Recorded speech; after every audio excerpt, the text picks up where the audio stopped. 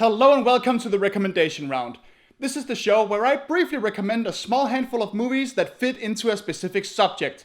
And since this is the time of year where it's always cold and night comes early, what better subject is there to begin with than winter horror?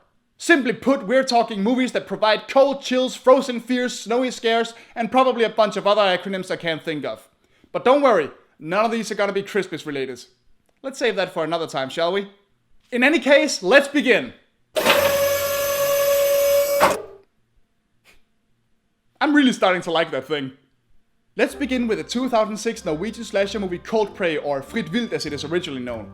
In this one, a bunch of kids at a snowboarding trip take shelter in an abandoned ski lodge when one of them manages to break their leg.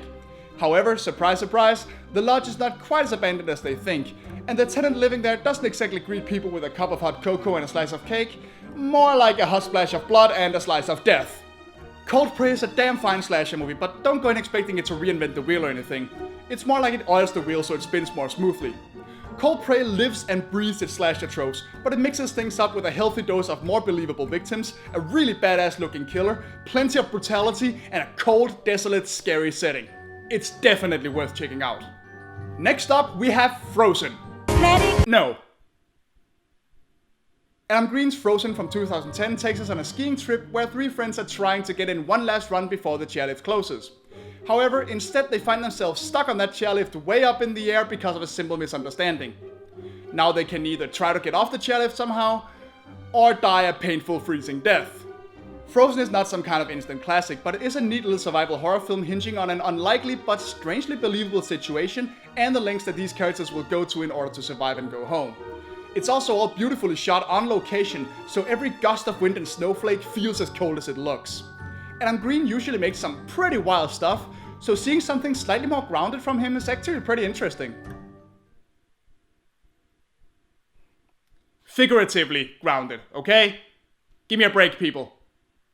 Now, some of you might consider this one cheating since it mostly takes place inside of a house, but hey, there's snow outside and it involves a blizzard, so screw you, it counts!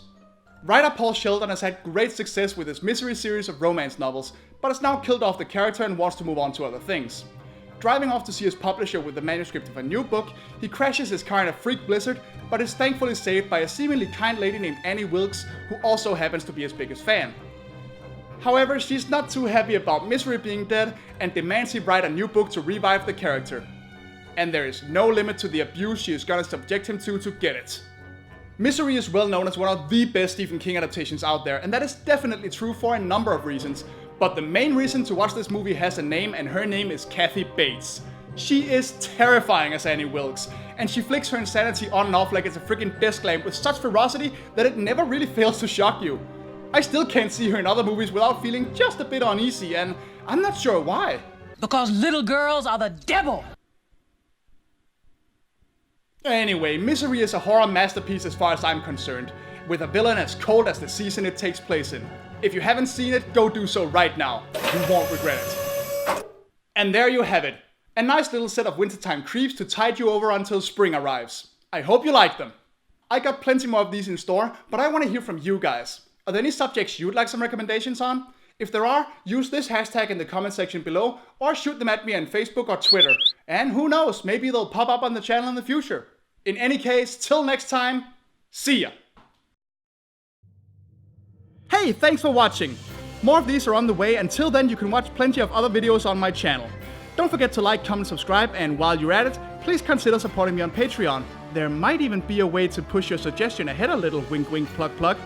You can learn more about that through the link in the description below. Thanks again, and bye for now.